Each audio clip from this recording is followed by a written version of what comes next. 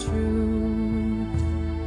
I call in my prayer, it is simple and clear. It wants me to give and receive love. I call in the light to make everything right and show me the way to just be love.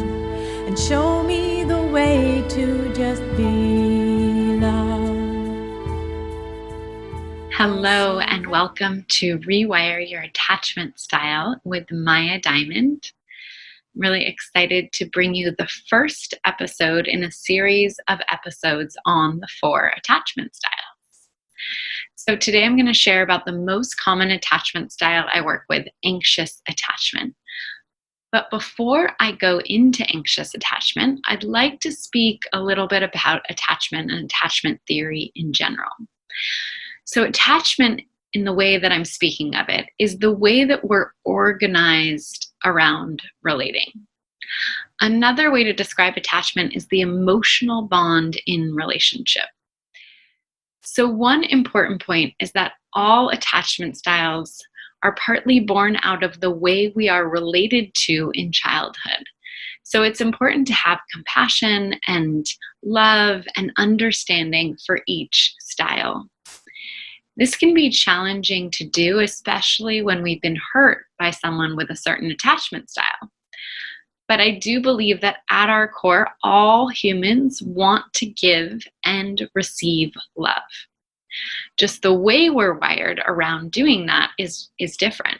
So what I've seen is that through learning and bringing awareness to our own attachment style, doing the healing work around our attachment style, whether you're anxious, avoidant, or disorganized, we can actually rewire our attachment style and become more secure, both in the way we relate to ourselves and others.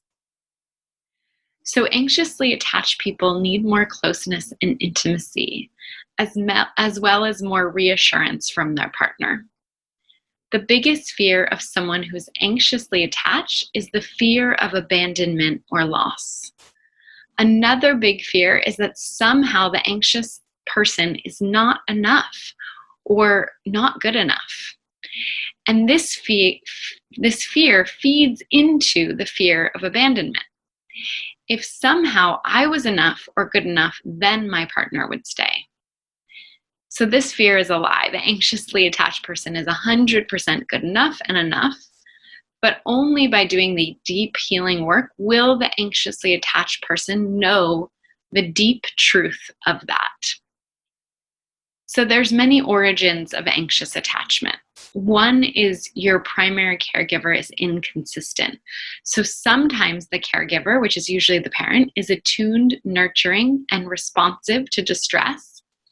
And sometimes that same parent is insensitive, unavailable, or intrusive. And so the child isn't sure when they're going to receive connection and what they're going to get. And so their nervous system is always on high alert, not knowing when they're going to receive the love they need. This inconsistency in parenting could be because the parent is working a lot, or they're too absorbed in something else, or they're not capable of giving consistent love and attention, or this is the way their parents treated them, and so this is how they learn to parent. Another reason could be the parent isn't getting the love and nurturing from their spouse or their romantic partner, and so the parent feels less calm, relaxed, and then their stress impacts their ability to be present and nurturing with their child. And so the child doesn't feel the consistent satisfaction in childhood due to the parent not being as attuned, consistent, or nurturing as the child needs. Another root cause is just the fact that if one of a child's primary caregivers has an anxious attachment style, or maybe is in an insecure relationship, the nervous system that you are wiring with early in childhood is anxious attachment. So since babies and children learn to regulate their nervous system from their primary caregiver's nervous system, they are on the daily getting mirrored an anxiously attached nervous system. Also, we learn how to relate to our emotional distress through the way our caregivers relate to our emotional distress. So, if your parent or caregiver is not loving or attuned to your emotional distress, it can be very hard to treat yourself in a loving way towards that distress. Another root cause is that there was some kind of loss or abandonment early in childhood. For example, a parent left or died, or there was a divorce. This early loss created an instability and lack of safety and security. The stable parental base that maybe you were born into no longer exists, which then creates a fear that you can't trust others to not stay. Or another way this could show up is you were a child and one of your parents cheated on your other parent, and so you learn that it's not safe to really trust someone, and so it's harder to trust your partner.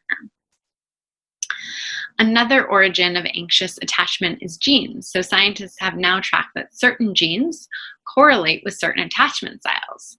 So it's thought that genes are a part of all of this as well. So how does the anxiously attached person show up in dating?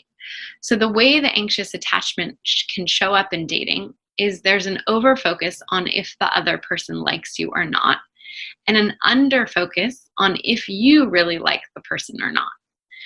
Also, there tends to be a very quick attachment to the possible love interest, even before you get to know someone, and an over-prioritization of that person too early on in the dating relationship. This then results in the anxiously attached person getting involved and attached too quickly, and then being with someone who in many cases may not be the right fit. It can also look like the anxiously attached person feeling obsessed with the person they're dating very early on and wondering when the person is going to call and text and overthinking it. Another thing that happens is the anxiously attached person may get involved with someone who is not able to meet their needs. And instead of leaving, they may stay because this is familiar. So why is it important to learn more about this and to heal it? So what I have found is the more one understands this part of themselves, this anxious attachment that's inside of them, the more we're able to bring love and healing to this part. When we do the deeper healing work that is required, combined with choosing a healthy partner for us, we can create satisfaction in relationships, decrease our anxiety, and feel internally secure. So, if you're single and you'd like to become more internally secure, and if you're noticing as I'm talking that you resonate with most or some of this anxious attachment style, and you feel like, this sounds a lot like me, and maybe you've tried a lot of things to shift it, but it hasn't shifted, and you really want a loving, healthy relationship, then I highly recommend checking out my free masterclass, as well as booking a free love breakthrough session with me or a member of my team by going to empowerlove.us/love. And you can find out all about the masterclass and how to apply for the love breakthrough session by going to that website. So yeah, I just want to say this is totally,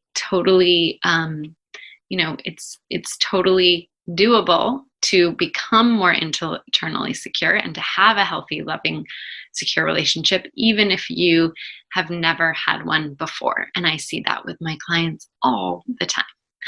So I really hope you enjoyed this episode of Rewire Your Attachment Style with Maya Diamond. I look forward to seeing you on the next one. Thank you so much for listening to Rewire Your Attachment Style. This is Maya Diamond. To receive your 2 free gifts to help you on your journey to lasting love and to start rewiring your attachment style today, go to empowerlove.us/love.